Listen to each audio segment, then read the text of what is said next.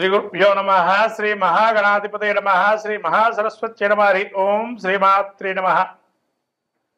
నమస్తే దేవదేవేశ నమస్తే పరమేశ్వర నమస్తే వృషభారూఢకారాయ నమో నమ.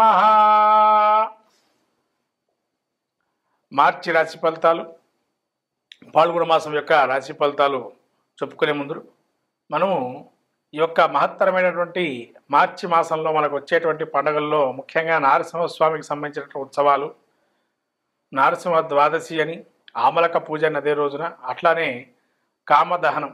ప్రత్యేకంగా మనకు సకలమైనటువంటి కీడులు, అంటే కీడు అనేది ఇక్కడ కాదు, ఇక్కడ కోరిక మనస్సులో ఏది సంచరించకుండా జన్మరాహిత్యం పొందటానికి ఏకైక రోజు కామదహనం. ప్రత్యేకంగా మనకు పురాణం చెప్పబడినటువంటి కామదహనం.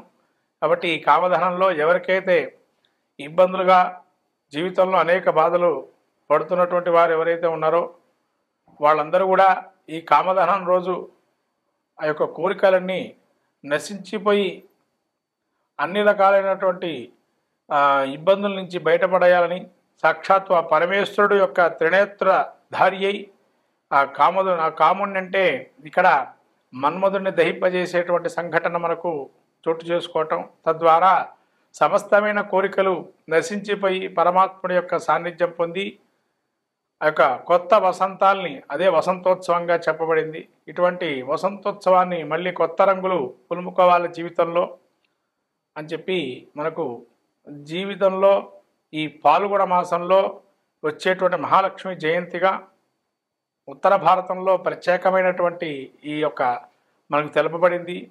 అట్లనే బృందావనంలో కృష్ణుడికి అనేక రకమైన గోపికలతో ఆ యొక్క తన యొక్క ప్రేమామృతాన్ని కురిపించేటువంటి, తద్వారా లోకమంతా ప్రకృతి సిద్ధమైనటువంటి ప్రకృతిలో మనం ఎట్లా ప్రేమత్వాన్ని చూపించాలి, ప్రేమతత్వాన్ని అని చెప్పి కృష్ణుడు బోధించేటువంటి వసంతోత్సవము. ఇటువంటి లీలా మానుష విగ్రహమైన శ్రీకృష్ణుని యొక్క విశేషమైనటువంటి గుణగానాలు స్థుతించి భగవంతు యొక్క లీలను తెలియజెప్పేదే ఈ కామదహనం. అట్లానే మనకు చివరగా ఇంకా ఈ యొక్క మాసంలో లక్ష్మీ సింహస్వామికి సంబంధించి ప్రత్యేకమైనటువంటి స్వయంభూ దేవతా స్థలాల్లో అనేక ఉత్సవాలు జరపటం.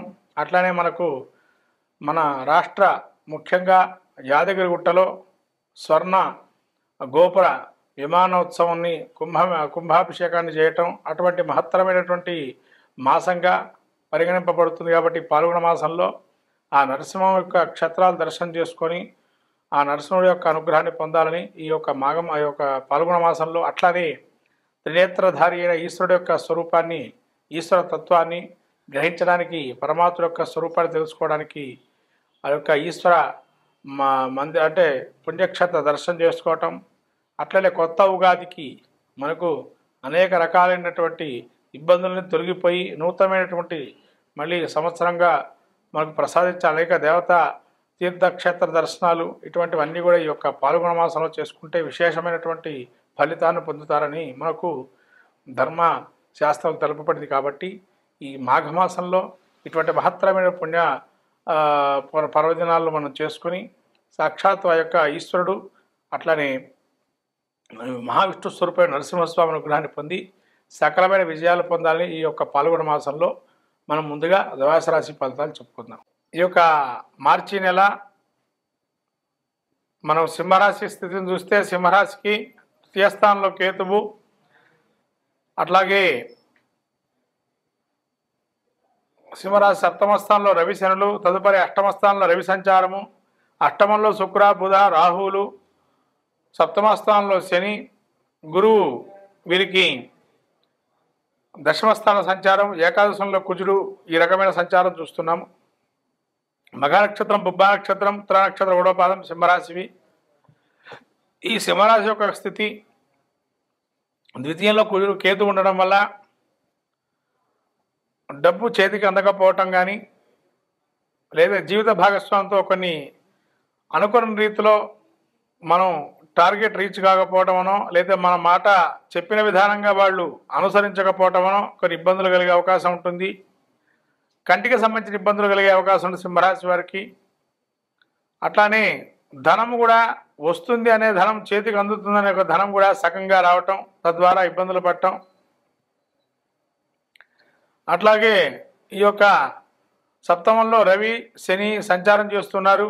ఈ యొక్క రవి సంచారం ఏదైతే ఉందో సప్తమ స్థానంలో ఈ యొక్క రవి సంచారం కొద్దిగా ప్రతికూల అంశంగా గోచరిస్తుంది. కాబట్టి ఆరోగ్యరీత్యా కొన్ని ఇబ్బందులు ఉన్నా అవన్నీ సరి చేసుకోవటం మంచిది. దీర్ఘంగా ఆలోచించడం కానీ, దీర్ఘమైనటువంటి అతిగా భోజనం చేయటం కానీ, వీటి వల్ల కొంత అనారోగ్యం, వేళ తప్పిన భోజనం, అధిక ఉష్ణం ఇవన్నీ కూడా కలిగే అవకాశం ఉంది. కాబట్టి సమయానికి తగు రీతిలో ఆహార పదార్థాలు తీసుకోవడం మంచిది. సప్తమ స్థానంలో శని ఉండడం వల్ల జీవిత భాగస్వామి కానీ వ్యాపారంలో వ్యతిరేకమైన పక్షాన్ని ఏర్పాటు చేసుకోవడం, తద్వారా వాళ్ళు వ్యతిరేక చర్యలు మిమ్మల్ని ఇబ్బంది పెట్టడం, వ్యాపారం చేద్దామా లేదన్న పరిస్థితికి రావటం జరుగుతుంది. అట్లాగే అష్టమంలో శుక్రబుధులు సంచారం చేస్తున్నారు. శుక్రుడు అష్టమంలో ఉండడం వల్ల కొంత నూతనమైనటువంటి పరిచయాలు ఏర్పడి తద్వారా మీకు మంచి చిక్కురే అవకాశం ఉంటుంది. వ్యాపారంలో కూడా మెలకువలు నేర్చుకుంటారు. కానీ వ్యాపారం ఎంత మెలకువలు నేర్చుకున్నా కూడా మిమ్మల్ని ఇబ్బంది పడే విధంగా కొంతమంది మిమ్మల్ని గేలి చేస్తుంటారు. మీ వ్యాపారం ఇంతేనా ఎప్పటికీ కానీ వ్యాపారంలో మీకన్నా మించిన వాళ్ళు లేరు, అయినా కానీ మిమ్మల్ని హేల్ చేసే అవకాశం ఉంటుంది.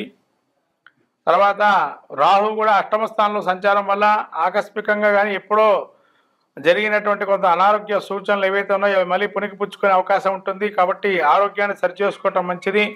గురువు మీకు ఈ యొక్క దశమ స్థానంలో సంచారం వల్ల వృత్తిరీత్యా స్ట్రెస్ ఫీల్ అయ్యే లోనే అవకాశం ఉంటుంది. కాబట్టి ఉద్యోగంలో చాలా జాగ్రత్త మెలకువలు నేర్చుకోవడం మంచిది. తద్వారా ఉద్యోగంలో కానీ ఎవరు ఎన్నన్నా కూడా మీరు సంయమనం పాటిస్తూ ప్రశాంతంగా మీ పని చేసుకోవటం మంచిది. తద్వారా మీరే సాధిస్తారు ఉత్తరోత్తర. అట్లానే అష్టమశని ప్రారంభమవుతుంది ఈ యొక్క సింహరాశి వారికి. కాబట్టి ఆరోగ్యరీత్యా ఇబ్బందులున్నా కొంతవరకు బయటపడే అవకాశం ఉంటుంది చివరిగా ఈ యొక్క మార్చి 29 నుంచి దీర్ఘకాలికంగా. కానీ అష్టమంలో శని ఉండటం వల్ల మీ యొక్క కర్మని తొలగింపజేయడానికి సింహరాశి వారికి ఇది ఒక మార్గంగా కలిగింది. అట్లాగే ఈ యొక్క కుజుడు ఏకాదశంలో సంచారం వల్ల తోబుట్టువులు కానీ పెద్దల ద్వారా కానీ ఇబ్బందులు కలిగే అవకాశం ఉంటుంది. తద్వారా మీకు ఇబ్బంది కలిగే అవకాశం ఉంటుంది. కాబట్టి ముఖ్యంగా జాగ్రత్తగా ఉండడం మంచిది. తోటి ధనం ఆస్తికి సంబంధించి కానీ ఆ వ్యవహారాల్లో కూడా సానుకూలమైన అంశంగా గోచరిస్తుంది. కాబట్టి పెద్దల మాట వినటం వల్ల కూడా మంచి కలిగే అవకాశం ఉంది. సింహరాశి వారికి మొత్తం మీద గ్రహానుకూలం చెందాలి అనుకున్నటువంటి వారు శనికి పూర్తిగా శివుడికి అభిషేకం చేసుకోవటం ఇటువంటి చేయటం వల్ల సింహరాశి వారికి అనుకూలమైన అంశంగా గోచరిస్తుంది. ఈ ద్వాదశ రాశి వారికి మార్చి మాసం పాల్గొన మాసంలో ఒక జాతకంలో కూడా దశాంతర దశలు కూడా చూసుకొని అదొక 50%, ఇది ఒక 50%గా గోచారాన్ని ఫలితాన్ని కూడా చూసుకోవాలి. తద్వారా ఫలితాలు ఉంటాయి, శుభ ఫలితాలు. అట్లాగే ఈ ద్వాదశ రాశి వారికి ప్రత్యేకంగా చెప్పడం ఏంటంటే ఈ మాసంలో ప్రత్యేకంగా శని మారే అవకాశం ఉంది. కాబట్టి కొన్ని రాశుల వారికి మంచి, కొన్ని రాశుల వారికి చెడు జరిగే అవకాశం ఉంటుంది. కాబట్టి వాళ్ళకి శని యోగప్రదుడా కాదా తెలుసుకోవాలి జాతక చక్రంలో. అందుకే జాతక చక్రం పరిశీలన చేసుకోండి. యోగప్రదంగా ఉంటే మంచి ఫలితాలు, అవయోగప్రదంగా ఉంటే అవయోగ ఫలితాలు ఇస్తారు. ఇది అందరికి గమనించాల్సిన విషయం ద్వాదశ రాశి వారు. కాబట్టి ఈ గమనించినటువంటి విషయాన్ని మీరు మళ్ళీ ఒకసారి పునఃసమీక్షించుకొని జాతక చక్రాన్ని, తద్వారా దానికి సంబంధించిన శాంతి ప్రక్రియ చేసుకోవటం అనేది మంచిది.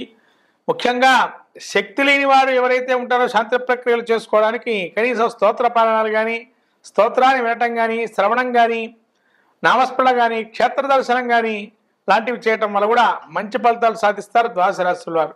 కాబట్టి ద్వాదశ రాశి వారు ఈ యొక్క మార్చి మాసంలో మనకు వచ్చేటువంటి పండుగల్లో కామదహనాన్ని ఏదైతే ఉందో హోళికా వసంతోత్సవం అని, ఆ ఉత్సవంలో అన్నీ కూడా దహించుకుపోయి, అంటే మనకు ఉండేటువంటి కోరికలు, అవయోగ కోరికలు ఏవైతే ఉంటాయో అవి దహించి శుభ పరిణామాలు వచ్చే అవకాశాన్ని తీసుకోవాల్సిందిగా కోరుతున్నాను.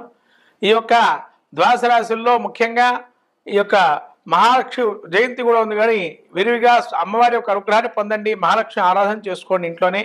ఆ అమ్మవారి అనుగ్రహం కలిగి మంచిగా కీర్తి ప్రతిష్టలు, యశకీర్తి లాభాలు ఉండాలని నూతనమైనటువంటి సంవత్సరాన్ని అడుగుపెడుతున్నాము. విశ్వావసునామ సంవత్సరంలో అందరూ కూడా సుభిక్షంగా సస్యశ్యామలంగా కోరుతూ నమస్కారం.